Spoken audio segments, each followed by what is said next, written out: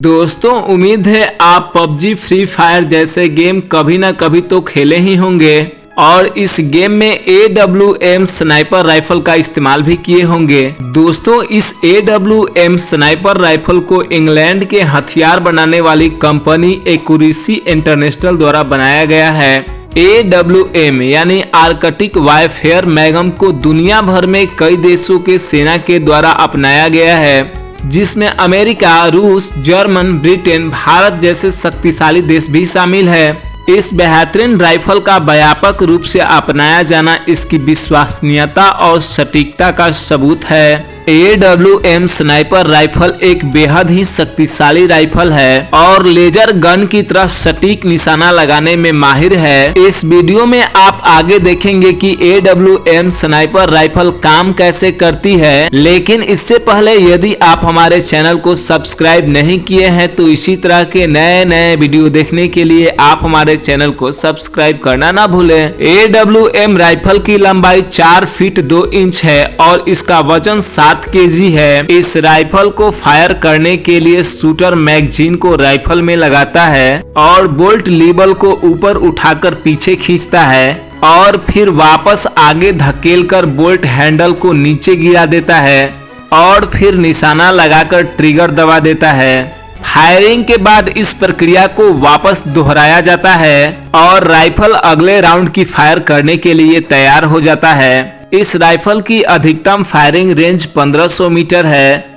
इस राइफल से एक बार में एक ही गोली फायर किया जा सकता है। आइए अब इस प्रोसेस को डिटेल में देखते हैं। इस राइफल में एक स्प्रिंग लोडेड 5 या 10 राउंड वाली मैगजीन लगी होती है। मैगजीन का डिजाइन कुछ इस तरह होता है कि कारतूस आगे स्लाइड होकर बाहर की ओर आ सकता है। राइफल को पहली बार लोड करने के लिए बोल्ट हैंडल को पीछे खींचकर वापस आगे किया जाता है। आगे आते समय बोल्ट मैगजीन में से एक कारतूस स्लाइड करके चैम्बर में लोड कर देता है। बोल्ट में एक स्प्रिंग लोडेड एक्सट्रैक्टर और इजेक्टर लगा होता है। जब कारतूस चैम्बर में लोड होता है तब इसका पिछला हिस्सा इजेक्टर में फंस जाता है और इसके बाद बोल्ट हैंडल को नीचे कर दिया जाता है और इस पर बने लॉकिंग लक्स की मदद से यह राइफल में लॉक हो जाता है ताकि फायरिंग के दौरान या अपनी पोजीशन पर मजबूती के साथ बना रहे।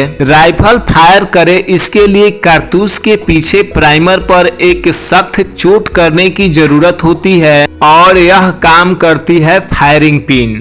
फायरिंग पिन बोल्ट के अंदर मेन स्प्रिंग की दबाव में रहती है। मेन स्प्रिंग का पिछला छोर कुकिंग पीस में फिक्स रहता है।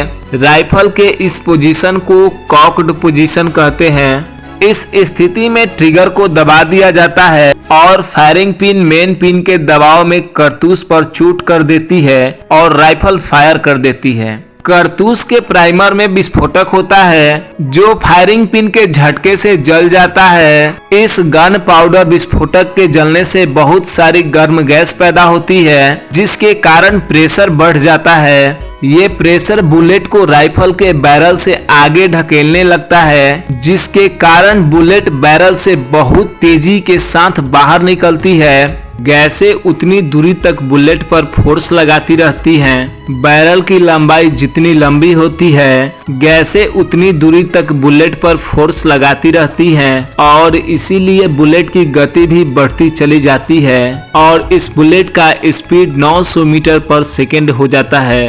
तो दोस्तों कैसी लगी ये वीडियो आप हमें जरूर बताएं और इसी तरह के नए नए वीडियो देखने के लिए आप हमारे चैनल को सब्सक्राइब करना ना भूलें।